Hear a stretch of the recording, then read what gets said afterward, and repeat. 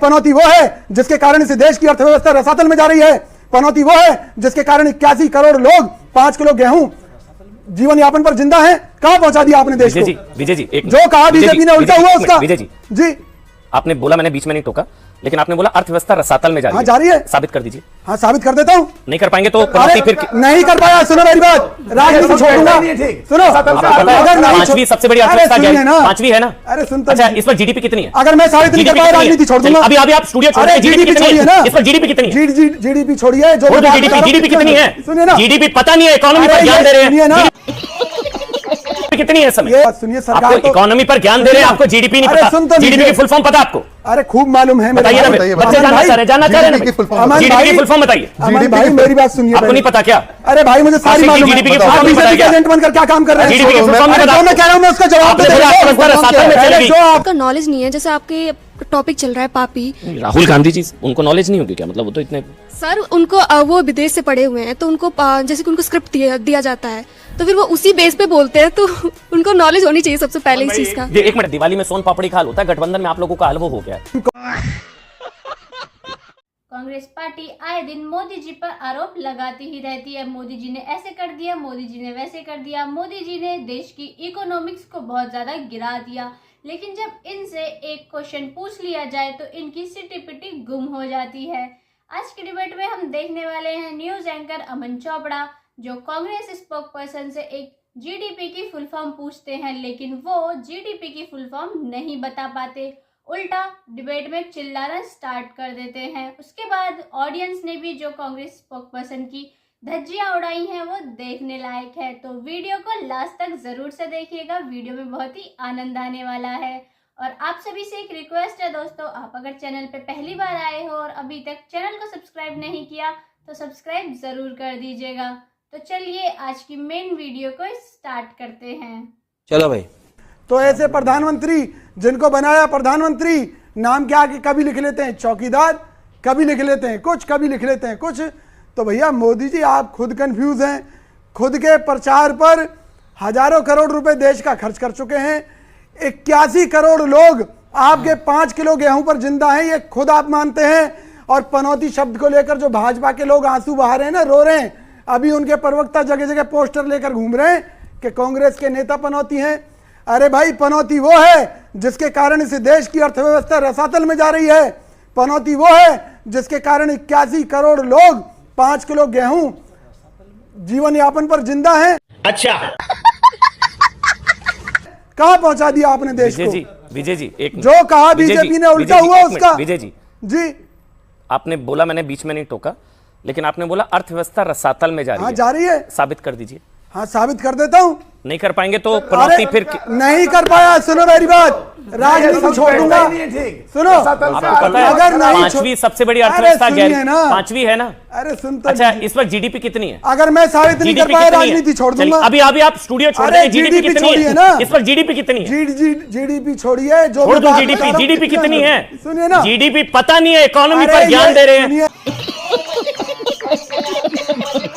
GDP कितनी है समय? ये सरकारी आंकड़े। अच्छा जीडीपी की फुल फॉर्म पता है? जीडीपी का फुल फॉर्म देश की 81 करोड़ जनता को 5 किलो गेहूं का जीने के लिए मजबूर कर रखा है। जीडीपी कितनी है? वो सही है या 81 करोड़ लोगों की गरीबी ठीक है? आराम से जीडीपी कितनी है? आप मेरी बात सुनिए, सरकार आपको इकोनॉमी पर ध्यान दे रहे हैं, आपको जीडीपी नहीं पता। जीडीपी की फुल फॉर्म पता है आपको? अरे खूब मालूम है। बताइए ना, बच्चे जानना चाह रहे हैं ना।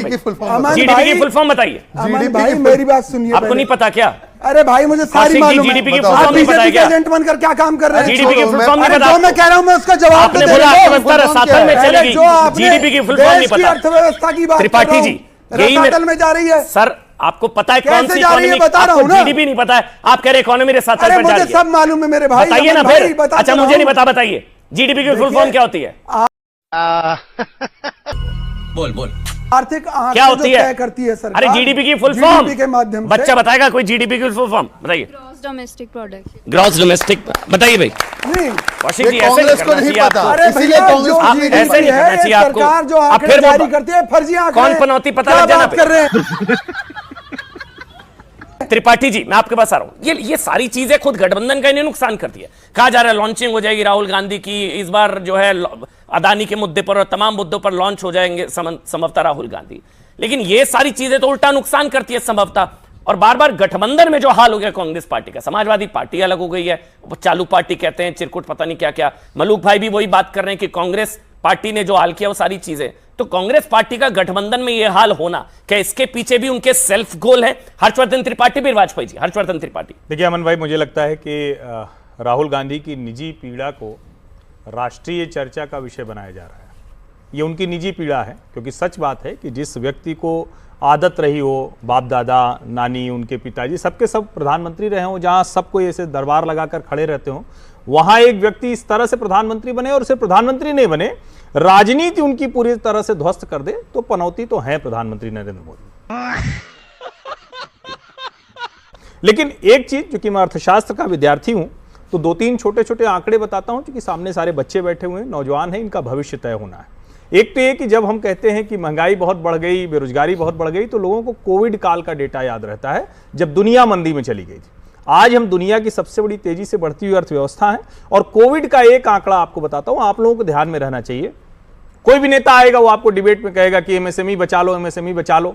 जब कोविड काल था तो एक इमरजेंसी क्रेडिट गारंटी स्कीम थी भारत सरकार की, उसकी वजह से देश में 15 लाख एमएसएमई इकाइयां बच गईं, जिसकी वजह से रोजगार बच गया, नहीं तो देश की बहुत बुरी हालत होती। पहली चीज नहीं पहुंचाते हैं ऐसे बयान तो उल्टा नहीं, चाहे पनौती पापी, self goal, self goal, self goal, और ये बार बार प्रूव भी हुआ है। हम एक बात कहते हैं कि ये राहुल गांधी अभी पिछले 2-2.5 साल से नफरत के बाजार में मोहब्बत की दुकान खोल रहा हूँ, तो अब ये क्या स्टेटमेंट दे रहे हैं? मतलब अब क्या दोबारा नफरत फैलाना चाहते हैं? मतलब कंट्राडिक्ट है, जनता देख रही। मूर्खों का सरदार भी तो वहां से कहा जाता है। मूर्खों का सरदार तो देखिए, ये कोई गाली तो है नहीं, ये तो कहो गाली है मूर्खों का सरदार। मूर्ख तो हम अपने स्टाफ को भी कहते हैं, अरे काम ठीक से क्यों नहीं करता, मूर्ख हो गया क्या? ये गाली नहीं है। सवाल ये है कि प्रधानमंत्री राहुल गांधी, स्टाफ नहीं है ना, मैं उसी पे आ रहा हूँ। प्रधानमंत्री 75 साल के होने वाले हैं, और राहुल गांधी अभी मेरे ख्याल से 50 के आसपास हैं। तो अपनी बुजुर्गों को भी सम्मान नहीं देंगे, और वो खाली बुजुर्ग नहीं है, उनसे एज में बड़े नहीं है, देश के प्रधानमंत्री भी हैं। बात तो सही है। मतलब आप डेवलपमेंट की बात, अनुराग आ रहा हूं, बीच में आ रहा हूं ना सर, उनके साथ चुनाव अमन भाई नहीं लड़ रहे हैं, सॉरी, एक एक करके चुनाव अमन भाई नहीं लड़ रहे हैं। जीडीपी की फुल फॉर्म पढ़ लीजिए, 1 मिनट रुक जाइए, आ रहा हूं सर। गजब बेइज्जती है। पर इस तरह के पर्सनल अटैक क्या ऑपोजिशन की हेल्प करता है या उल्टा उनका नुकसान करता है? नुकसान करता है। क्यों लगता है आपको नुकसान करता है? जी हाँ, क्यों? क्योंकि उन पर कोई नॉलेज तो होती नहीं है, उसके अकॉर्डिंग वो कुछ भी वर्ड यूज़ कर रहे हैं, तो हमें पहले नॉलेज होनी चाहिए ना उसके बारे में, और फिर उन्हीं पे सवाल करते कि आपको नॉलेज नहीं है, फिर कैसे बोल रहे हो उसके बारे में। तो आपको लगता है कि प्रधानमंत्री पर इस तरह के पर्सनल अटैक मतलब उल्टा नुकसान करते हैं? हाँ, क्यों लगता है ऐसा? ऐसा क्यों लगता है सर? बिकॉज जब तक उस चीज़ का नॉलेज नहीं है, जैसे आपके टॉपिक चल रहा है पापी, राहुल गांधी जी, उनको नॉलेज नहीं होगी क्या? मतलब वो तो इतने, सर उनको वो विदेश से पढ़े हुए हैं, तो उनको जैसे कि उनको स्क्रिप्ट दिया जाता है, तो फिर वो उसी बेस पे बोलते हैं, तो उनको नॉलेज होनी चाहिए सबसे पहले इस चीज़ का।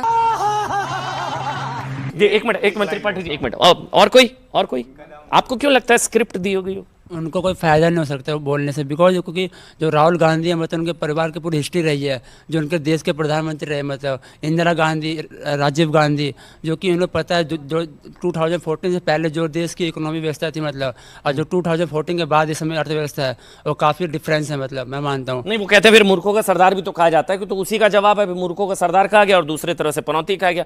गलत है, सही है? क्या इस तरह के अटैक करने से फायदा होता है या नहीं होता है?